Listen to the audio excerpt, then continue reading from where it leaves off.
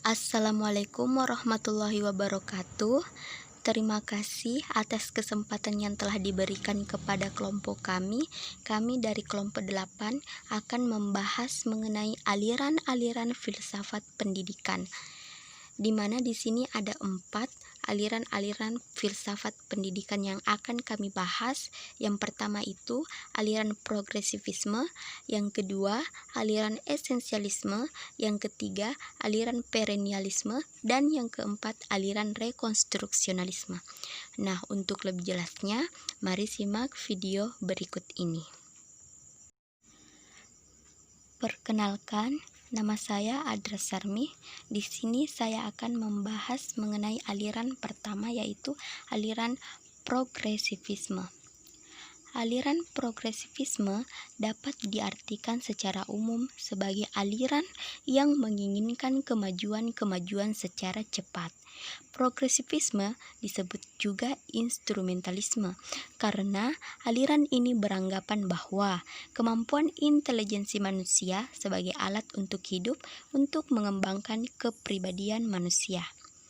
Filsafat progresivisme dalam pendidikan adalah suatu aliran yang menekankan bahwa pendidikan bukanlah sekedar pemberian sekumpulan pengetahuan kepada subjek didik, tetapi hendaklah berisi aktivitas-aktivitas yang mengarah pada pelatihan kemampuan berpikir mereka. Dengan demikian, mereka dapat berpikir secara sistematis melalui cara-cara ilmiah seperti memberikan analisis, pertimbangan, dan pembuatan kesimpulan menuju pemilihan alternatif yang paling memungkinkan untuk pemecahan masalah yang dihadapi. Adapun ciri-ciri filsafat progresivisme yaitu sasaran pendidikan ialah meningkatkan kecerdasan praktis atau kompetensi dalam rangka efektivitas pemecahan masalah yang disajikan melalui pengalaman. Selanjutnya, nilai bersifat relatif, terutama nilai duniawi, menjelajah aktif, evolusioner, dan konsekuensi perilaku. Selanjutnya, adapun sifat-sifat aliran progresivisme. Di sini ada 2 sifat, yaitu sifat negatif dan sifat positif, di mana sifat negatif dalam artian bahwa progresivisme menolak otoritarisme dan absolutisme dalam segala bentuk, seperti terdapat dalam agama, politik, etika, dan epistemologi.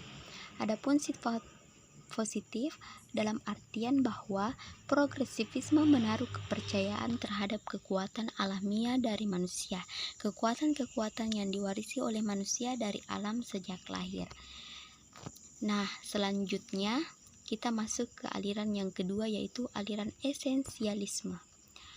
Aliran esensialisme ini merupakan aliran filsafat pendidikan yang ingin kembali kepada kebudayaan-kebudayaan lama sebagai warisan sejarah yang telah membuktikan keunggulan dalam kebaikan-kebaikan bagi kehidupan manusia. Adapun pemikiran tokoh-tokoh filsafat pendidikan esensialisme, yang pertama itu menurut Johann Friedrich Herbert berpendapat bahwa tujuan pendidikan adalah untuk menyesuaikan jiwa seseorang dengan kebijaksanaan dari Tuhan, sedangkan proses pencapaian tujuan pendidikan disebut dengan pengajaran. Yang kedua itu menurut William T. Harris berpendapat bahwa tugas pendidikan adalah menjadikan terbentuknya realitas berdasarkan susunan yang tidak terelakkan dan bersendikan kesatuan spiritual. Sekolah adalah lembaga yang memelihara nilai-nilai yang turun-temurun dan menjadi penuntun penyesuaian pada masyarakat. Adapun ciri-ciri filsafat pendidikan esensialisme yang disarikan oleh William C. Bagley yaitu sebagai berikut. Yang pertama, minat-minat yang kuat dan tahan lama sering tumbuh dari upaya-upaya belajar awal yang memikat atau menarik perhatian bukan karena dorongan dari dalam diri siswa. Yang kedua, pengawasan, pengarahan, dan bimbingan orang yang dewasa adalah melekat dalam masa balita yang panjang atau keharusan ketergantungan yang khusus pada spesies manusia. Yang ketiga, kemampuan untuk mendisiplin diri harus menjadi tujuan pendidikan. Menegakkan disiplin adalah suatu cara yang diperlukan untuk mencapai tujuan tersebut. Esensialisme menawarkan sebuah teori yang kokoh, kuat tentang pendidikan, sedangkan sekolah-sekolah pesaingnya atau progresivisme memberikan sebuah teori yang lemah. Selanjutnya, aliran yang ketiga, yaitu aliran perennialisme. Perennialisme diambil dari kata perennial, yang artinya kekal dan abadi. Dari makna yang terkandung dalam kata itu, perennialisme mengandung kepercayaan filsafat yang berpegang teguh pada nilai-nilai dan norma-norma yang bersifat kekal abadi. Adapun konsep dasar dari perennialisme adalah yang pertama, hakikat pendidikan. Tentang pendidikan, kaum perennialisme memandang bahwa pendidikan sebagai jalan kembali atau proses mengembalikan keadaan manusia sekarang seperti dalam masa lampau yang dianggap sebagai kebudayaan ideal. Hakikat yang kedua adalah hakikat guru, di mana hakikat guru ini terbagi menjadi dua. Yang pertama adalah guru mempunyai peran yang dominan dalam penyelenggaraan kegiatan belajar mengajar di dalam kelas. Yang kedua, guru hendaknya adalah orang yang menguasai cabang ilmu, yang bertugas membimbing diskusi yang akan memudahkan siswa dalam menyimpulkan kebenaran yang tepat tanpa celah dan dipandang sebagai orang yang memiliki otoritas dalam suatu bidang pengetahuan dan keahlian tidak diragukan. Hakikat yang ketiga adalah hakikat murid, di mana dalam aliran perennialisme ini murid merupakan makhluk yang dibimbing. Selanjutnya, adapun kelebihan dari aliran perennialisme adalah kelebihannya kurikulum menekankan pada perkembangan intelektual siswa pada seni dan sains. Untuk menjadi terpelajar, menjadi kultural, para siswa harus berhadapan pada bidang-bidang seni dan sains yang merupakan karya terbaik dan paling signifikan yang diciptakan oleh manusia. Kelemahannya adalah pengetahuan dianggap lebih penting dan kurang memperhatikan kegiatan sehari-hari. Pendidikan yang menganut paham ini menekankan pada kebenaran absolut, kebenaran universal yang tidak terkait pada tempat, dan waktu. Aliran ini lebih berorientasi ke masa lalu. Assalamualaikum warahmatullahi wabarakatuh. Perkenalkan, nama saya Muhammad Adi Aksa. Saya akan melanjutkan materi dari saudari Nur Eva, di mana materi yang saya bawakan yaitu aliran rekonstruksionalisme. Rekonstruksionalisme merupakan salah satu aliran filsafat yang merupakan kelanjutan yang logis dari cara berpikir progresivisme dalam pendidikan. Rekonstruksionalisme berasal dari bahasa Inggris yaitu reconstruct, yang artinya adalah membangun kembali aliran kembali. Aliran ini bertujuan untuk merombak kembali susunan lama dan mengubahnya ke tatanan hidup yang baru dan bercorak modern. Aliran ini dianggap lebih baik karena menyatakan jika tidak cukup seorang siswa atau individu hanya berfokus pada pengalaman kemasyarakatan di sekolah, namun juga mempelopori ke arah masyarakat baru yang diinginkan sesuai perkembangan hidup dan kehidupan sebagai konsekuensi perkembangan ilmu pengetahuan, teknologi, dan juga seni. Ada 5 tujuan untuk pendidikan dalam aliran filsafat rekonstruksionisme menurut Ornstein dan Huskins dalam bukunya Kurikulum tahun 2004. 1. Untuk memeriksa warisan budaya masyarakat dan peradaban lainnya. 2. Menghadapi masalah kontroversial dan membahasnya. 3. Didedikasikan untuk membawa perubahan dalam masyarakat. 4. Memeriksa masa depan dan kemungkinan realitas masa depan. 5.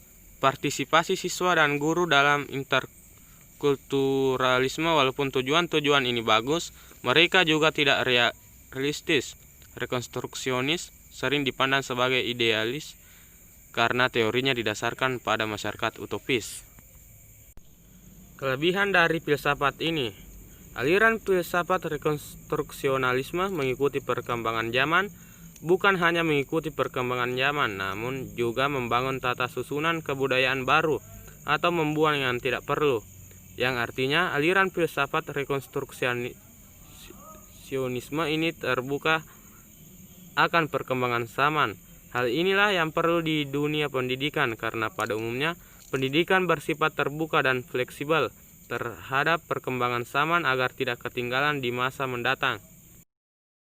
Adapun kekurangan dari aliran filsafat ini terlalu berfokus kepada sosial, yang artinya aliran filsafat ini terlalu berfokus memperdalam ilmu sosial peserta didik dan mungkin malah mengorbankan ilmu pengetahuan lain seperti ilmu alam dan sains. Padahal ilmu sains juga sangat penting di masyarakat kita.